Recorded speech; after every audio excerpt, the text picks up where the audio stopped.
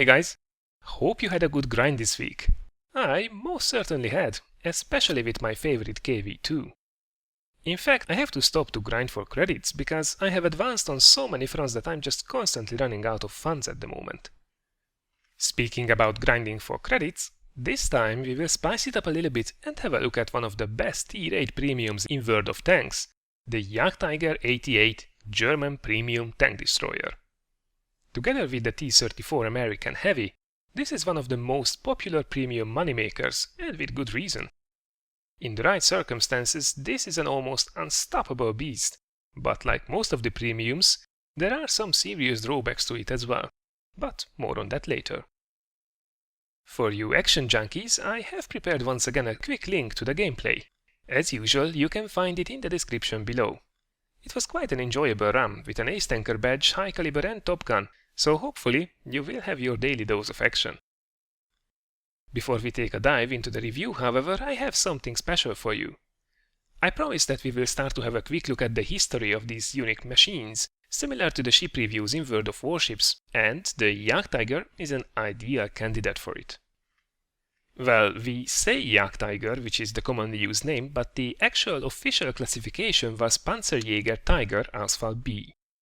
As also the name suggests, this massive beast was built on the modified chassis of the famous Tiger II heavy tank. Apart from a frontally almost impenetrable armor, the Jagdtigers were fitted with a massive 128mm gun that was capable of outranging and defeating anything it would encounter at that time. Just imagine this kind of power going up against Shermans on the battlefield. They just stood no chance in a face-to-face engagement. There were reports of Jagdtigers shooting through entire houses and killing tanks on the other side of the building, or laying down some devastating long-range fire and killing Allied tanks over 4 kilometers away. So, if it was so great, why don't we hear more about their performance when talking about World War II? Well, for starters, they were only built at the second half of the war from 1944, and only a relatively small number were completed, somewhere around 80. As towards the end of the war, the Germans were running out of compatible guns as well, the last about 24 Jagdtigers were fitted with 88mm guns instead of the original 128mm ones, hence the Jagdtiger 88 was born, and this is the machine that you find in the game as the premium version of this tank destroyer. Another main reason is that this behemoth was plagued by engine-related problems all the time. The over 70-ton weight of this beast was just simply too much for the engine it was fitted with, especially as due to the narrow gun arc the crew had to turn the whole body constantly while aiming. This was so much so the case that in fact more Jagdtigers were destroyed by their own crew when the tank destroyer did break down or run out of fuel than it was destroyed by the enemy. And last but not least, the crews just did not have enough experience with this special vehicle, and they were low on morale in general. Add to this their fear of air attacks, especially in such a huge slow target, and you have yourself crews that did not attack in fear of air retaliation, and the Jagdtigers lost because their crew panicked and gave up a well-fortified position, although all the shots received so far did just bounce off harmlessly. So, this was the grim history of this impressive tank destroyer. Luckily, the in-game version is much more capable of reliable good performance, so let's have a closer look at why that is. Well, one good reason is definitely this 88mm gun, even if at first glance the stats might not be as amazing. When comparing this gun against its peers at Tier 8, the penetration seems really lackluster at 203mm only, which is by far the lowest in its tier, and the average damage of only 240 is quite bad as well. And yet, this baby has one of the highest DPMs among the Tier 8 TDs, and it is also capable of reliably realizing its damage potential. The trick is that you absolutely can and should aim for weak spots against the tougher competition, and with a 0.31 accuracy that will not be a problem. Thanks to your amazing over 11 rounds per minute rate of fire, which is supported with a comfortable 2-second aiming time, you can do this in rapid fire mode, and the damage you will inflict will pile up really fast. So, while you might have the lowest penetration of the whole tier, there will be very few scenarios indeed where you would have to load gold in order to solve a situation. The protection is very good as well. Or let's say it can be. Frontally, it can be a real beast, but you have to hide your weak spots. The superstructure with the gun mantlet is very tough, with 250mm of armor, even if it's almost a flat surface. A hull-down Jagdtiger is a happy Jagdtiger. While the upper glacis have only 150mm of protection, it is very well sloped, so it will still withstand a lot of punishment. Just be aware of your quite big machine gun port that is only 120mm thick, and that is a glaring weak spot. And finally your lower glacis that, although is well sloped back, has only 80mm of armor and is definitely your weakest part from the front.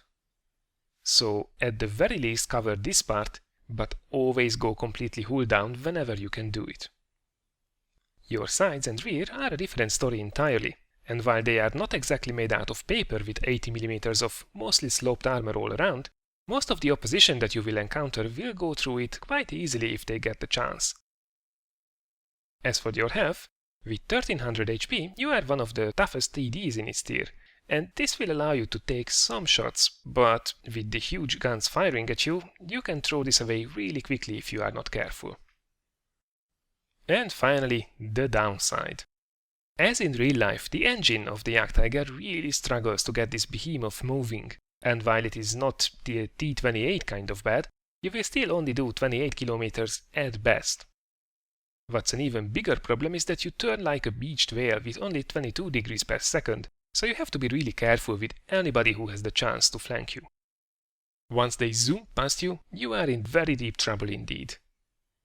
But it's not all bad news, as even after the view range nerf, the Jagdtiger 88 has actually a really good 390 meters left to use, which is also the best in its tier. Equipment and crew skill wise, there are some not so standard choices that work well, as this is such a highly specialized machine, so let's have a look at them. For equipment, the gunrammer and the vents are the typical choice, and they work very well indeed. For the third option, a lot of people will go with binoculars, and that is a solid choice, but I did opt for a super heavy spall liner. Being a big, massive, slow-moving and very dangerous target makes you a real treat for every half-decent artillery player, and this add-on really helps to limit the splash damage that you will receive. You also have to expect enemy tanks getting desperate and switching to HE after completely failing to penetrate you the previous dozen times. And let me tell you, there is nothing more satisfying than still not taking any damage from them thanks to your spall liner. For crew skills, the typical camo setup is not advised, as it is far from optimal on such a huge target. Repairs might seem a good idea to avoid getting artied or flanked when you are being tracked, but most of the time it's just too late even with full repair skills. Now I'm not saying this is completely useless, but it's not a priority skill in my opinion. Perhaps the best base for a Jagdtiger 88 focused setup is to go with sixth sense, clutch braking, situational awareness and the like, and then go for Brothers in Arms for the all-around buff. So what's the verdict? Is it worth your money? Well, that you have to decide for yourself, but what I can say is that it earns credits at a crazy rate and it is really solid in what it can do. You have to be very aware of your weaknesses and plan your strategy accordingly. And you also have to realize what enemies will be dangerous from the front. Tier 9s can be big trouble, for example. But if you manage to put it in a strong position, it will feel godlike. But enough of the praise. Let's see those numbers in action. Alright, so here we are in a Jagdtiger 88 on Pearl River map.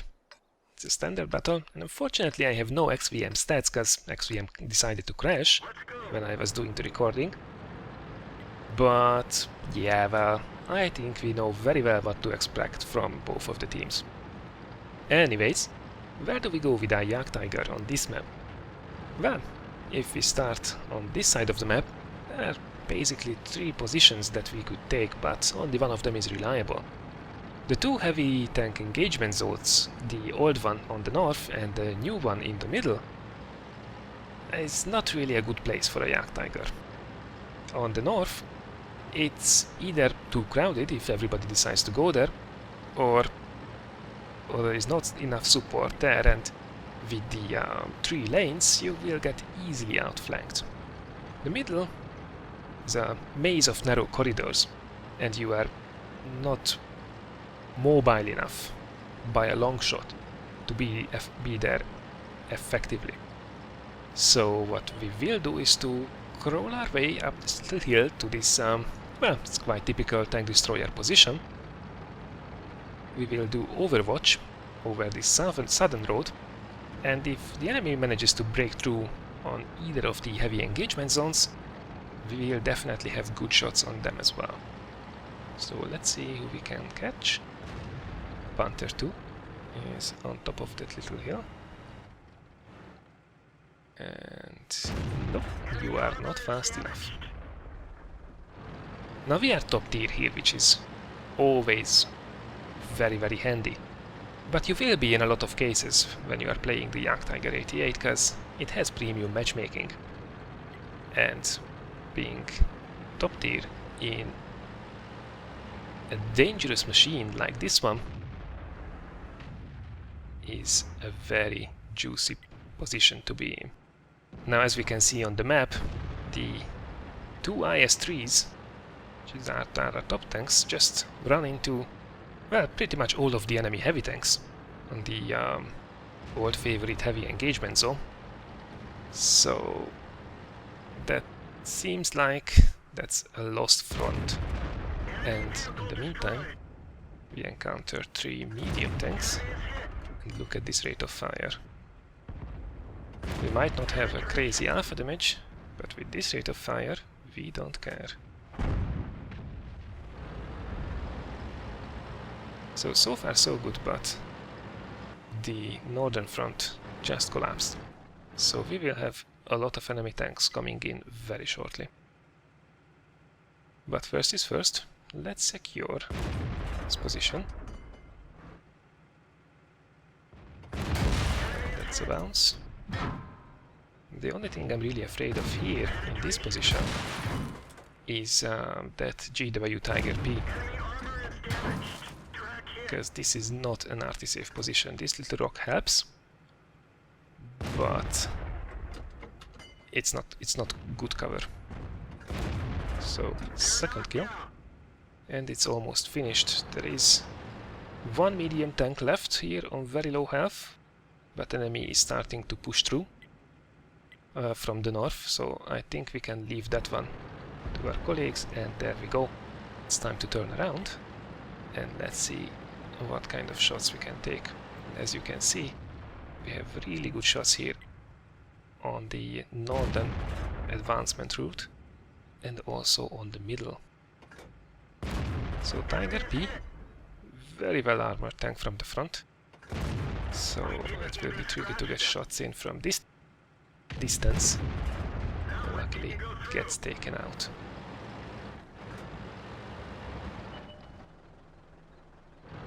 And it seems the heavies have split up. Some of them are pushing along the river and some of them through the mountain. And that is a super Pershing, if I'm not mistaken. It's also very tough from the front, but sides and rear not so much, so that's what we try to do. Of course we are quite far away, so our aiming, as we can see from this distance, will not be super precise, but luckily with this rate of fire we can just keep pumping the shots in and it will stick eventually.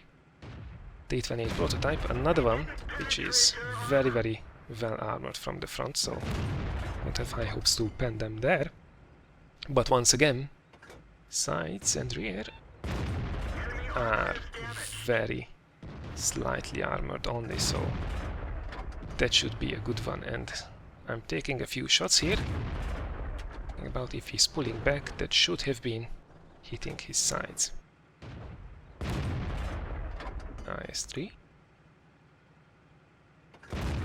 Again, I can only track him, which I try to do.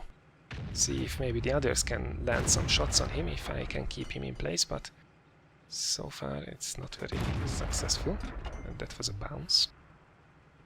And there is the T28 prototype, so we did score some more hits on him. So it was good that we kept on firing. Oh, Tiger 1. and he is completely exposed, so it was not a difficult kill at all. So even though the enemy did break through on 2 out of the 3 fronts, the position that we are in is very strong at the moment, so this allows us to, especially as they are pushing one by one. It was probably a bounce from the ass of the IS-3. So especially as they are pushing one by one, it's really easy to take them out. Yeah, basically I haven't moved for a very long time. We are relatively well hidden, and we have shots on all the routes where the enemy will probably move up against us. Luckily also our 2 mediums who decided to go down the southern path are just approaching the enemy cap, so they will also keep the enemy artillery busy, hopefully also kill it. So that's always helpful. And there is the T-28 prototype in the open, sideways onto us. We have been spotted this time, but that's that. And you see some more bounces from the distance. The front of this tank destroyer is almost impenetrable. T-28 has a big gun, but it's not almighty. There is only the Tiger 2 and the Jagdtiger P left on the enemy team. Tiger 2 was last spotted around the bridge, so I decide to try to go there, and then and then I almost get completely stuck in this little terrain. That would have been a slightly embarrassing moment, I think. Not one of my favorite mastery badges that I ever got, but anyway, we have been spotted, so the Tiger 2 is definitely there, and we are being shot at. Where are you, bastard? There we go. Frontal towards him, and he is hull down, so now it's time to switch to gold. He is in a very strong position, but if we aim at the cheeks of the turret, then we should have no problem penetrating him. And there he goes. So that was a 4000 damage run in the Jagdtiger 88. So this was my ace tanker run in the Jagdtiger 88, and what an enjoyable game it was with over 4000 damage and 6 kills. Next to the High Caliber and Top Gun awards, we also received 124,000 credits and over 1300 base XP, which was very welcome indeed. In the end, we managed to finish first by damage done, kills secured and XP earned, both within our team and in the entire match as well. The Jagdtiger 88 rules. The really interesting bit is however on the third page. We fired 43 shots in total, 31 of which hit the target and 21 penetrated as well. Now, this might sound a bit shocking, but we have to take also into account that almost all of the damage done was from over 300 meters away, and at this distance there will be misses and bounces. Luckily, the rate of fire on the Jagdtiger 88 just does not care. Another important feature is the reliability of the armor. From the 9 shots received, we only got 1 penetrating hit, blocking over 1200 damage. Just shows you how good the frontal armor of this TD is, especially from a distance. And last but not least, the credits. Despite firing a couple of premium rounds at the end of the match, we made over 98,000 credits on this match with a premium account. And even on a standard account, we would have netted over 57,000 profit. This is exactly the reason why people buy high-tier premiums. So that was it for my little review on the Jagdtiger 88. I hope you did enjoy it. If you did, please consider giving it a like or sharing it, as it really helps the channel. Next week, we will sail out once again in World of Warships, and then we will have a look at another subscriber request with the review on the Stuck 3 JustforlolzFYI. Enjoy your weekend, guys, and see you on the battlefield.